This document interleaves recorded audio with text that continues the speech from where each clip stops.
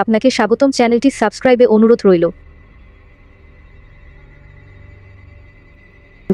বাংলাদেশের রাজনীতিতে শেখ হাসিনার কতটুকু গুরুত্ব রয়েছে বা আগামী দিনে তিনি রাজনীতিতে ফিরতে পারবেন কি পারবেন না, ক্ষমতা আসতে পারবেন কি পারবেন না, বা সারা জীবন কি তাকে পলাতক হিসেবে থাকতে হবে কিনা, এসব বিষয়ে আলোচনার চাইতে সবচেয়ে গুরুত্বপূর্ণ যে বিষয় সেটা হলো চলমান এই সময়টিতে কেন বারবার প্রতিদিনই তাকে নিয়ে আমরা আলোচনা করছি, কেন টেকনাফ থেকে তেঁতুলিয়া পর্যন্ত বারবার শেখ হাসিনা শেখ হাসিনা, কেউ গালি দিচ্ছে, কেউ তার পক্ষে বলছে, কেউ তার জন্য দোয়া করছে, কেউ তাকে চাচ্ছে, কেউ তাকে নিয়ে স্বপ্ন দেখছে, কেউ তাকে নিয়ে ভয় পাচ্ছে, কেউ দুঃস্বপ্ন দেখছে, ইত্যাদি আরও অনেক কিছু। যেমন আমি একবার একটা অনুষ্ঠানে বলতেছিলাম যে শেখ হাসিনা আসতে পারে দিল্লির পক্ষ থেকে, তো কমেন্টস বক্সে গিয়ে দেখলাম যে একজন লোক, বেশ সিনিয়র পরিচিত লোক, তিনি বললেন যে রনি ভাই আপনি এই কথাগুলো আর কখনো বলবেন না। এর কারণ হলো গত 15 বছর ধরে তার দ্বারা এতটা নির্যাতিত হয়েছি যে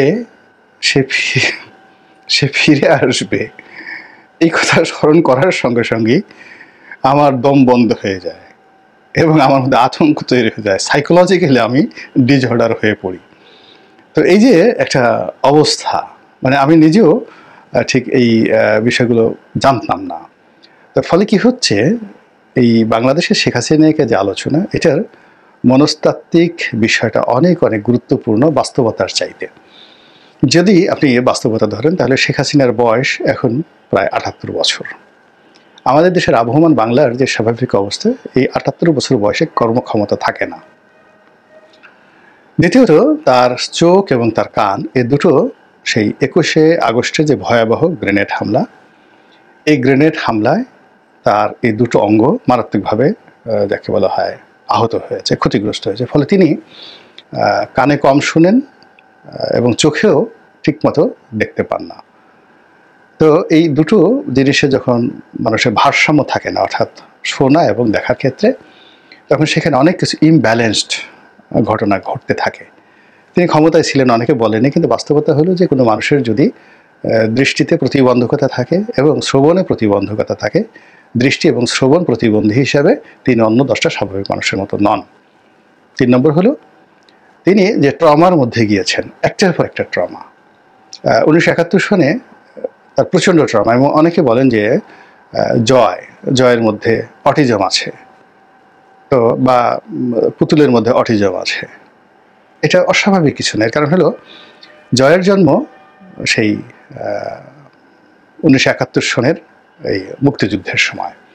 তো এই পুরো মুক্তিযুদ্ধের সময়টিতে সারা বাংলাদেশের যে অবস্থা, সেখানে একজন গর্ভবতী নারী হিসেবে তার মধ্যে যে ট্রমা ছিল, সে ট্রমাটা অটোমেটিক্যালি জয়ের মধ্যে চলে যাবে, এবং এটাই প্রকৃতির নিয়ম।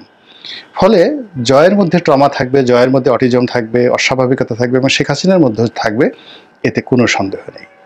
আবার পরবর্তীতে 75-এর 15 আগস্টের পর তার জীবনে যে ঘটনা ঘটেছে, শেখ হাসিনার জীবনে যে ঘটনাগুলো ঘটেছে, সেই ঘটনা আপনার আমার জীবনে যদি ঘটতো, আমি অনেক হয়তো উন্মাদ হয়ে যেতাম, পাগল হয়ে যেতাম, অনেক আত্মহত্যা করতাম। কিন্তু তিনি বেঁচে আছেন, ফলে তার এই বেঁচে থাকাটা অন্য স্বাভাবিক 10টা মানুষের মতো নয়। সে সিংহাসনে বসেছে, গণভবনে থেকেছে, মাছ ধরেছে, অনেক কিছু করেছে, দালাল ফড়িয়াদের সামনে বসে রং তামাশা করেছে। কিন্তু তার যে ছোট ভাই শেখ রাসেল, তো শেখ রাসেলের যে প্রিয় মুখটি তার সামনে এসেছে, শেখ কামালের মুখ এসেছে, শেখ জামালের মুখ এসেছে, এবং বঙ্গবন্ধুর যে পরিবার, মানে অন্য 10টা পরিবারের মতো নয়, সে আবহমান বাংলার একটা সাধারণ পরিবার। আপনি দেখবেন যে শেখ হাসিনাকে সে বুকে জড়িয়ে ধরে ঘুমিয়ে থাকতেন, শেখ রেহানাকে আর এক বুকে জড়িয়ে ধরে থাকতেন, বাচ্চাদের সঙ্গে তার যে সম্পর্ক, তার মা সারাদিন পান খেতেন, ফজিলতুন্নেছা, তারপর ওই পান খেয়েই দেখা গেল সে রাজনীতি নিয়ন্ত্রণ করতেন। একটা খুব স্বাভাবিক একটা পারিবারিক বন্ড তাদের মধ্যে ছিল, এবং এটা শেখ হাসিনা তার চাচাতো ভাই বোন থেকে শুরু করে সবার সাথে এই পারিবারিক বন্ডটা তিনি এখনও রক্ষা করেন, ছোটদেরকে স্নেহ করেন, এবং কোথায় আত্মীয় স্বজন আছেন, অনেক দূর সম্পর্কের আত্মীয় স্বজন, কেউ ফুফু খালা অসুস্থ হয়েছেন, তিনি কিন্তু দেখতে যেতেন তাদেরকে। এই পারিবারিক সম্পর্কটা তার মধ্যে আছে। তো সেই পরিবারের একেবারে ঘনিষ্ঠ যারা আছে তাদেরকে যেভাবে নির্মমভাবে তাকে মারা হয়েছে, এই ট্রমা তার মধ্যে আছে। এরপর যখন রাজনীতিতে আসছে, রাজনীতিতে তার উপর 21শে আগস্টে গ্রেনেড হামলা হয়েছে, চট্টগ্রামের শাহ জামানাতে তার মিছিলের উপরে, সমাবেশের উপর গুলি করা হয়েছে, 18 জন লোক সেখানে মারা গেছে। তিনি যেখানে গেছেন সেখানে তার উপর ঢিল ছোড়া হয়েছে, গুলি করা হয়েছে। এই যে অসংখ্য ট্রমাকে নিয়ে তিনি যে স্বাভাবিক জীবনযাপন করবেন এটা আশা করা যায় না। ফলে তার অনেক কথা বিসাদৃশ্য আছে, অনেক কথা অ্যারোগেন্সি আছে, অনেক কথা অসুস্থতার লক্ষণ আছে, এটাই স্বাভাবিক। কিন্তু যতদিন তিনি ক্ষমতায় ছিলেন, রেগুলার মেডিকেল ট্রিটমেন্ট, মানুষের ইতিবাচক কথা, মানুষের যাকে বলা হয় প্রমোশন, বিভিন্ন কারণে তিনি দেখা গেল যে রাষ্ট্র ক্ষমতার এই চেয়ারে বসে অনেকটা সুস্থ ছিলেন। কিন্তু এখন তিনি প্রবাসে আছেন এবং শি হ্যাজ লস্ট এভরিথিং।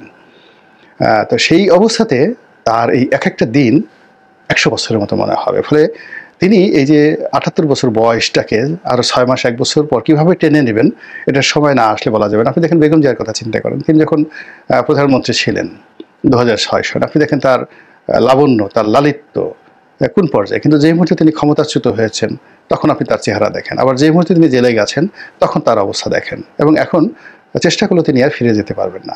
তো এরকম রাষ্ট্র ক্ষমতা মানুষকে অনেক কিছু করে। তো আমাদের ডক্টর মোহাম্মদ ইউনূস দেখেন এখন কত সুন্দর চেহারা হয়ে গেছে, অল্লানে ছাড়েন। তো শেখ হাসিনা সেই অবস্থা থেকে এখন আরও 1 বছর পর, 6 মাস পরে বাংলাদেশের সুস্থ হয়ে তিনি ফিরে আসবেন, আবার 79 বছর বয়সে, 80 বছর বয়সে আবার ক্ষমতায় বসবেন, আবার তিনি ছুটাফেরা করবেন, আবার সেই বঙ্গভবনে বসে তিনি দেশ শাসন করবেন, আওয়ামী লীগের সভানেত্রী হিসেবে টেকনাফ থেকে তেঁতুলিয়ে ঘুরে বেড়াবেন। এটা একেবারে অসম্ভব একটা বিষয়, একেবারেই অসম্ভব একটা বিষয়। কাজে এটা নিয়ে যারা কল্পনা করছেন, তারা সাইকোলজিক্যালি কল্পনা করছেন নিজেদের স্বার্থে, বিকজ হতাশা তাদেরকে গ্রাস করেছে এবং তারা বিকল্প কোনো নেতৃত্ব পাচ্ছে না। আরবিতে যেটাকে একটা শব্দ আছে, এজাহারে তাজাল্লুল, মানুষের মধ্যে একটা গোপন মেশিন থাকে। সেই গোপন মেশিনের কারণে মানুষ করে কি, অন্যের যাকে বলা হয় আনুগত্য করে, তার কাছে মাথা নোয়ায়, তার হাতে চুমু দেয়, তার নেতৃত্ব মেনে নেয়। এই যে মানুষের মধ্যে যে অপরের আনুগত্য করার যে তার যে প্রবৃত্তি, এটাকে আরবিতে বলা হয় এজহারে তাজাল্লুল। এই জন্য অনেকে মাজারের কাছে চলে যায়, অনেকে পীর বাবার কাছে চলে যায়, অনেকে নেতার পিছে গিয়ে বসে থাকে, কোনো কাজ নাই, কর্ম নাই, ঘর থেকে বের হয়ে, ইভেন স্ত্রী, নববিবাহিত স্ত্রী, তাকে রেখে চায়ের দোকানের সামনে এসে 1 কাপ চা খেয়ে, একটা বিড়ি ধরিয়ে বা একটা সিগারেট ধরিয়ে ওই পাড়া মহল্লার একটু নেতা টাইপের তার একটু কথা বলা, গুণগান করা, এই জিনিসগুলো মানুষের মধ্যে সহজাত। তো এইরকম অভ্যাস আমাদের যেহেতু সব মানুষের মধ্যে আছে, এই জন্য যারা আওয়ামী লীগ করেন তারা এখন বিকল্পভাবে তো কাউকে পাচ্ছে না, তারা এই শেখ হাসিনাকে, তার এই বয়সকেই তারা এজাহারে তাজাল্লুল হিসেবে ব্যবহার করে, তিনি আজ আসছেন, কাল আসছেন, এটা বাস্তবে সম্ভব না হলে ওটা দিয়ে তিনি বেঁচে থাকার অবলম্বন হিসেবে এই কথাগুলো বলে তিনি এক ধরনের তৃপ্তি পাচ্ছেন। এবং এইটা হলো ওয়ান সেট অফ ইলিউশন, কল্পনা। এই কল্পনার সঙ্গে আপনার প্র্যাকটিক্যালি ম্যাথমেটিক্যাল যে বাস্তবতা, মানে অঙ্কের যে বাস্তবতা, এটা সম্ভব নয়। এগুলো 1। 2 নম্বর হলো যে আওয়ামী লীগের রাজনীতি আদৌ সম্ভব হবে কিনা। এখানে দেখেন বাইরে যারা গেছে তারা কথাগুলো বলছেন, বিভিন্ন কথাবার্তা বলছেন, এখানে এদের এই কথাগুলো দ্বারা আশান্বিত হওয়া কোনো রকম রিজন নাই। আপনি আওয়ামী লীগ রাজনীতি করতে পারবে কি না, তার বাস্তবতা হলো আওয়ামী লীগের যারা নেতৃবৃন্দ এখনও বাংলাদেশে আছেন তাদের কাছে জিজ্ঞাসা করুন।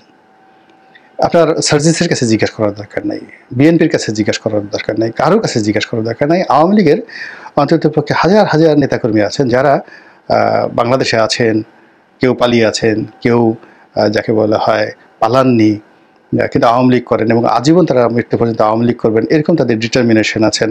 তো তাদের কাছে জিজ্ঞাসা করেন যে আওয়ামী লীগ কীভাবে রাজনীতি করবে।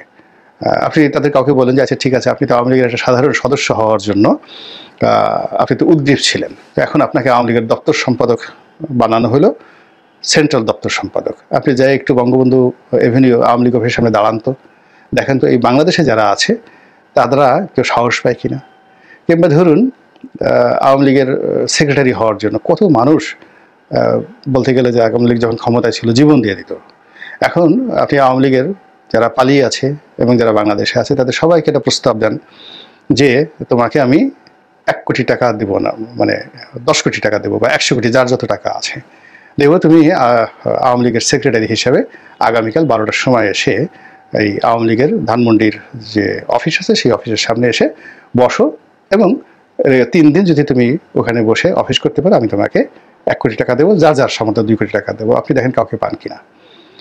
আপনি এই যে যারা বাইরে বসে বসে বড় বড় কথা বলছেন, আজ আসি কাল আসি, হ্যাং করেঙ্গা ত্যাং করেঙ্গা লাঠিকে আন্দার মুগুর ভারেঙ্গা, তাদেরকে বলে যে ঠিক আছে আমি তোমাকে এটা দেবো, আই উইল গিভ দিস মানি, তুমি জাস্ট আসো বাংলাদেশে, এসে বাইরে যারা আছে 32 নম্বর একটু যাও, তারপরে শেষে সুধা সদনের সামনে একটু যাও, আর আওয়ামী লীগের যে 3-এর অফিস যেটা আছে সেই অফিসের একটু রিপেয়ার করো, তারপর শেষে সেখানে বসে একটু রাজনীতি করো, দেখেন একটা সিঙ্গেল লোক পান কিনা।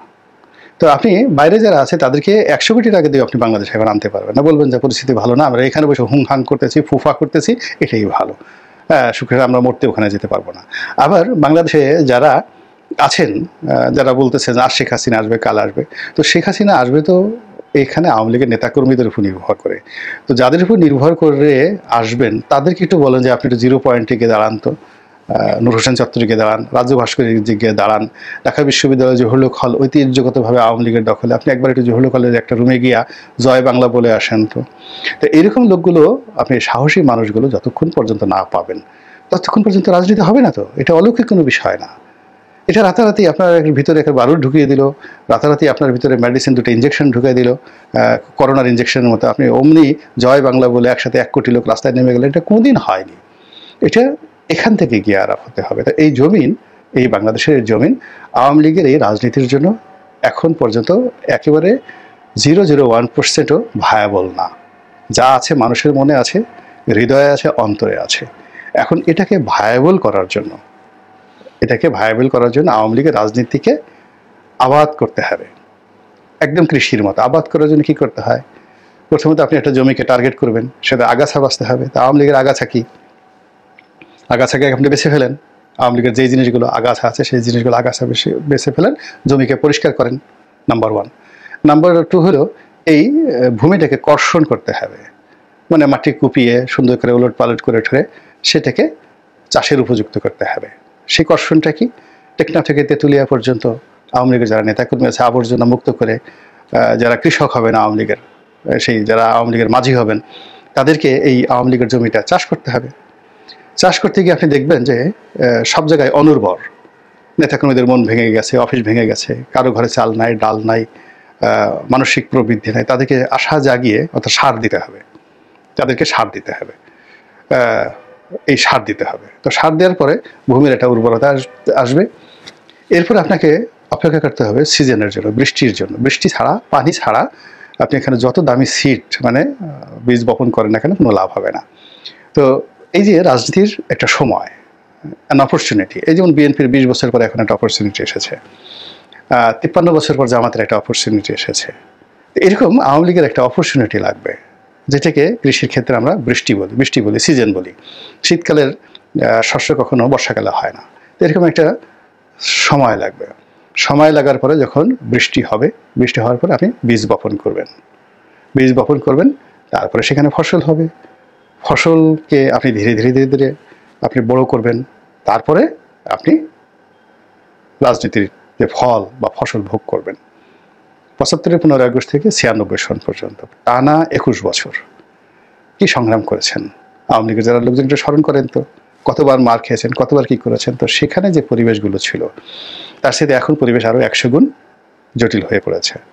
আর 3 বছরে যে অপকর্মগুলো ছিল, ভুল ছিল, ভ্রান্তি ছিল 75-15 আগস্ট থেকে, এটার 90% যাকে বলা হয় মানে বাকশালী শাসন থেকে শুরু করে অন্য যা কিছু আছে 90% মাটি চাপা পড়ে গিয়েছিল বঙ্গবন্ধুর পরিবারের রক্ত দ্বারা।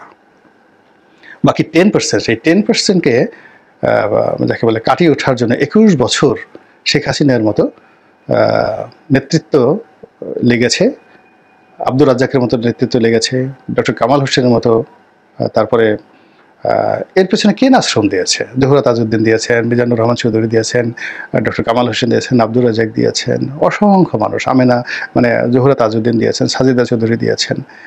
এরা রাজনীতি করতে করতে এরকম শত শত মানুষ মারা গিয়েছেন, বঙ্গবন্ধুর যারা সহকর্মী, যারা জাতীয় রাজনীতিবিদ। তো ওই রকম আগামী 20 বছরে কত মানুষকে এইভাবে আত্মাহুতি দিতে হবে, এইভাবে রাজনীতি করতে হবে, ভূমি চাষ করতে হবে, চেষ্টা করতে হবে, তারপরে হয়তো আবার আর একটা সুযোগ আসবে। তার আগে আওয়ামী লীগ ক্ষমতায় আসবে, মোদি ক্ষমতায় বসায় দেবে, ট্রাম্প আসবে। এটা আত্মতৃপ্তির জন্য ভালো, বেঁচে থাকার জন্য ভালো, আশান্বিত হওয়ার জন্য ভালো, কিন্তু এই সমস্ত চিন্তা চেতনার কোনো বাস্তব ভিত্তি সাধারণত আমি দেখি না ইতিহাসে কখনো। আল্লাহ আমাদের সবাইকে হেদায়েত দান করুন এবং হেফাজত করুন। আসসালামু আলাইকুম ওয়া রাহমাতুল্লাহি ওয়া বারাকাতুহু। চ্যানেলটি সাবস্ক্রাইবে অনুরোধ রইল।